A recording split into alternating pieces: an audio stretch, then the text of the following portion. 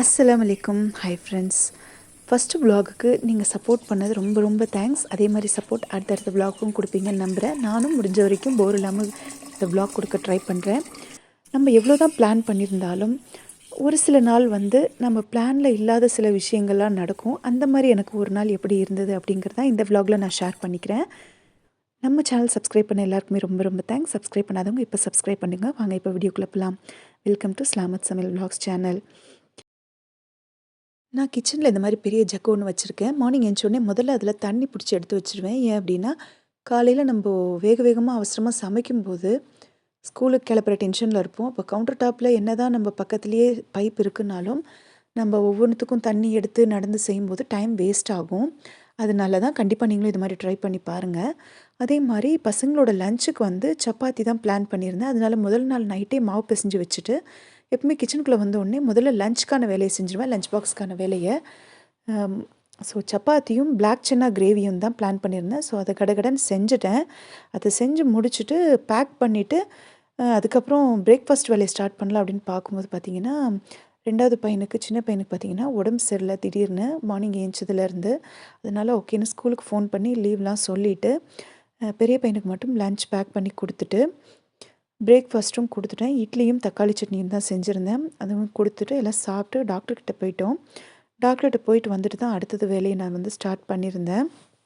Normal fever தான், tension ஆகிறதுக்கு ஒன்றும் இல்லை அப்படின்னு சொல்லிட்டாங்க. ஓகே பார்த்துட்டு வீட்டுக்கு வந்ததுக்கப்புறம் பார்த்திங்கன்னா, இது லஞ்சுக்காக கட்டியிருந்தது இல்லையா, பையனுக்கு இது லஞ்ச் கட்டல இல்லையா, அதனால இது அப்படியே பேலன்ஸ் இருந்தது. ஸோ அதெல்லாம் எடுத்து ஒதுக்கிடலாம் அப்படின்னு சொல்லிட்டு ஒவ்வொன்றும் எடுத்து சமைச்சது எல்லாம் எடுத்து நம்ம காலையில் சமைச்சதெல்லாம் அப்படியே போட்டு போயாச்சு. ஸோ பாத்திரங்கள்லாம் ஒதுக்கி கிச்சன் க்ளீன் பண்ணி வச்சிட்டோன்னா தான் அடுத்தடுத்த வேலை நம்மளுக்கு டென்ஷன் இல்லாமல் நடக்கும். ஸோ அதனால் காலையில் சமைச்சது சாப்பிட்டது எல்லாம் பாத்திரத்தை எல்லாம் கழுவி எடுத்து ஒதுக்கி கவுண்டர் டாப்லாம் க்ளீன் பண்ணியாச்சு. அதுக்கப்புறம் தான் ரிலாக்ஸாக அடுத்தடுத்த வேலை கண்டிப்பாக நம்மளால் செய்ய முடியும். அதே மாதிரி இதுவும் பையனுக்கு லஞ்சுக்கு ரெடி பண்ணி வச்சுருந்தது தான் கட்டலை. ஸோ இதுவும் அப்படியே இருக்குது. இதுதான் பார்த்தீங்கன்னு சொன்னால் சமைக்கிற வேலையே இல்லை இன்றைக்கி அப்படின்னு நினச்சிட்டு நான் ஆல்ரெடி செஞ்சு வச்சுருந்தேன் முதல் நாள் நைட்டே பீஃபும் அவரைக்காய் பிதுக்கம் பருப்பும் போட்டு குழம்பு. ஸோ இன்றைக்கி அது சமைக்கிற வேலை இல்லை அப்படின்னு நினச்சேன். பட்டு பரவாயில்ல, ரொம்ப சிம்பிளான வேலை தான். அடுத்தது ஒர்க் மறுபடியும் ஸ்டார்ட் பண்ணுற மாதிரி இருந்தது. என்ன அப்படிங்கிறது வீடியோவில் பார்க்கலாம். நான் சமைக்கிற வேலை ஸ்டார்ட் பண்ணோம்னா அரிசி வைக்கிறேன் அப்படின்னா முதல்ல அரிசி ஊற வச்சுட்டு தான் அடுத்த வேலையை ஸ்டார்ட் பண்ணுவேன். அரிசி மட்டும் இல்லை, ஊற வைக்கிறது எது இருக்குனாலும் முதல்ல அதை செஞ்சுடுவேன். அதனால் அரிசியும் புளியும் ஃபஸ்ட்டு ஊற வச்சுட்டேன். ஊற வச்சுட்டு கெட்டிலில் சுடு தண்ணி போட்டு ஃப்ளாஸ்கில் ஊற்றி வச்சுட்டேன். பையனுக்கு தேவைப்படும் போது அப்பப்போ கொடுக்கறதுக்கும் அவங்களையும் ஊற்றி குடிச்சிக்கிறதுக்கும். கூடவே துவரம் பருப்பும் தக்காளியும் ஊற வச்சுட்டேன். நம்ம சமைக்கும்போது அது சின்ன சமையலாக இருக்கட்டும், இல்லை ஒரு பெரிய விருந்தாவே கூட இருக்கட்டும், ஜஸ்ட்டு ஒரு சின்ன பிளான், இதுக்கு ரொம்ப நேரம் உட்காந்து யோசிக்கணும்னு அவசியம் இல்லை. ஒரு 5 நிமிஷம் இல்லை 2 நிமிஷம் போதும். நம்ம ரொம்ப வருஷம் கிச்சனில் சமைச்சு பழக்கம் இருக்குது அப்படின்னா, நம்ம ஜஸ்ட் அப்படி நின்று ஒரு நிமிஷத்துக்குள்ளேயே கடகடன்னு யோசிச்சுருவோம். ஒன்றும் இல்லை, ஜஸ்ட்டு யோசிக்கணும் அவ்வளோதான்.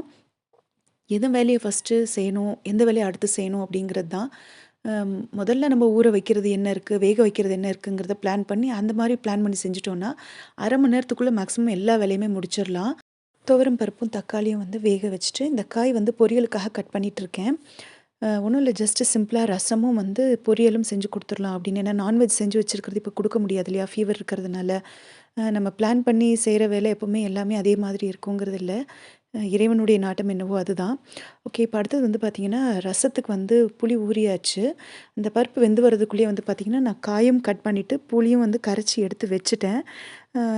ஏன்னா ஒரு 2 விசிலில் பருப்பும் தக்காளியும் வெந்துடும். அதுக்குள்ளே இதெல்லாம் கடகடன்னு முடிச்சிடலான்னு முடிச்சுட்டேன். புளி கரைச்சி தனியாக எடுத்து வச்சுட்டு வேக வச்ச தக்காளியை இதோடு சேர்த்துக்குவேன். ரசத்துக்கு தக்காளி வேக வச்சு தான் சேர்க்கணும்னு இல்லை, நான் துவரம் பருப்பு வேக வைக்கிறதுனால கூட தக்காளியும் சேர்த்து வேக வச்சுக்கிறேன். இப்படி செஞ்சாலும் நல்லா தான் இருக்கும். கண்டிப்பாக ட்ரை பண்ணி பாருங்கள். அண்ட் நான் ரசம் எப்படி வைப்பேன் அப்படிங்கிறதும் சலாமத் சமையல் சேனலில் இருக்குது. லிங்க் வேணால் டிஸ்கிரிப்ஷனில் கொடுக்குறேன். நிறைய வெரைட்டி ரசம் நான் எப்படி செய்வேன் அப்படிங்கிறது. அதுக்கப்புறம் நான் துவரம் பருப்பு எக்ஸ்ட்ரா வேக வச்சது எதுக்கு அப்படின்னு சொல்லி பார்த்தீங்கன்னா, ஆல்ரெடி இதுக்கு முன்னாடி வீடியோவில் நான் சொன்ன மாதிரி பசங்க வீட்டில் லஞ்ச் சாப்பிட்றாங்க அப்படின்னா சுடு சாதத்தோடு துவரம் பருப்பு, நெய் இதெல்லாம் சேர்த்து சாப்பிட அவங்களுக்கு ரொம்ப பிடிக்கும். அதனால் கொஞ்சம் துவரம் பருப்பு அவங்களுக்கும் சாப்பிட்றதுக்கு தனியாக எடுத்து வச்சுக்கிட்டேன். அதுக்கப்புறம் பேலன்ஸ் துவரம் பருப்பு பொரியலுக்கு சேர்க்கறதுக்கு தான். அதே மாதிரி இந்த பொரியல் நான் கொஞ்சம் செமி கிரேவி பதத்தில் செஞ்சேன் அப்படின்னு சொன்னால் பசங்களுக்கு ரொம்ப பிடிக்கும். அதனால தான் அவங்க வீட்டில் சாப்பிடும்போது லஞ்ச் வீட்டில் சூடாக சாப்பிடும்போது அது வெஜ்ஜோ நான்வெஜ்ஜோ அவங்க விருப்பப்பட்ட மாதிரி செஞ்சு கொடுத்தா அவங்க நல்லா சாப்பிடுவாங்க இல்லையா, அதுக்காக தான். நான் இந்த வேக வச்ச துவரம் பருப்போட பார்த்தீங்கன்னா, கட் பண்ணி வச்சிருக்கிற காயும் சேர்த்துக்குவேன். நீங்களும் இந்த மாரி ட்ரை பண்ணி பாருங்க. ரொம்ப சிம்பிளா குயிக்காவே வேலை முடிஞ்சிடும். துவரம் பருப்போட நறுக்கி வச்ச காயும் சேர்த்துட்டு, கொஞ்சமா தண்ணி சேர்த்துட்டு மிக்ஸ் பண்ணி விட்டுடணும்.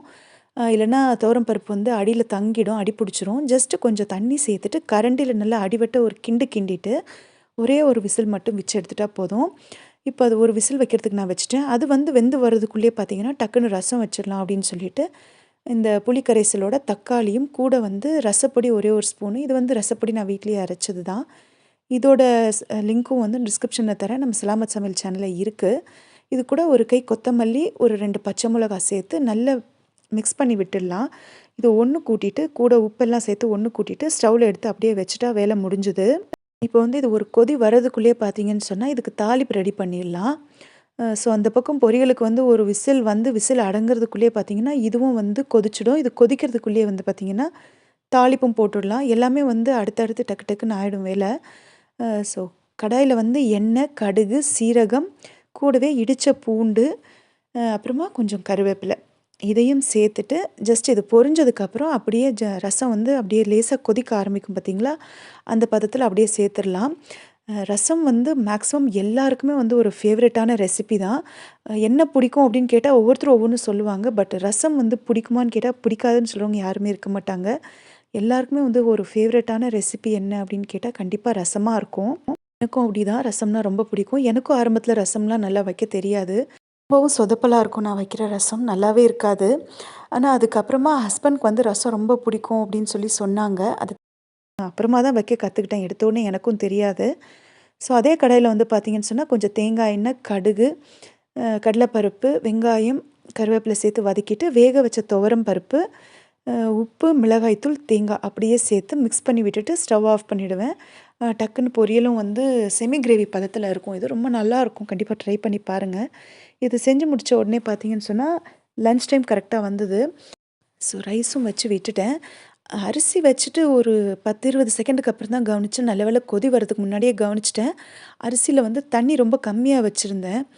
ஒரு மாரி டென்ஷனா வேலை செஞ்சேன் அப்படின்னு சொல்லலாம். ஏன்னா, குழந்தைக்கு உடம்பு சரியில்ல அப்படிங்கிறதே கொஞ்சம் ஒரு மாரி மைண்ட் அப்செட்டாலாம் இருக்கும்.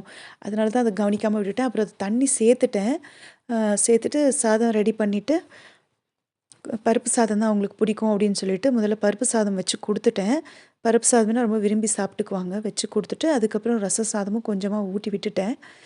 அவங்க சாப்பிட்டதுக்கு அப்புறமா தான் வந்து நானும் சாப்பிட்டேன். எனக்கும் வந்து அது பொரியலும், ரசமும் வச்சு நானும் அதையே சாப்பிட்டுட்டேன்.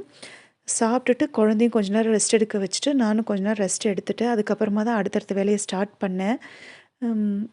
ஒரு ஈவினிங் கிட்ட தான் அதுக்கப்புறமா நான் ஒர்க் மறுபடியும் ஸ்டார்ட் பண்ணேன். முதல்ல வந்து குழந்தைக்கு ஜூஸ் போட்டு குடுத்துரலாம் அப்படின்னு சொல்லிட்டு சப்போட்டா ஜூஸ் போட்டு குடுத்தேன். அது ஃப்ரிட்ஜ்லலாம் வைக்கல. ஜஸ்ட்டு வெளியில அப்படியே இருந்தது தான்.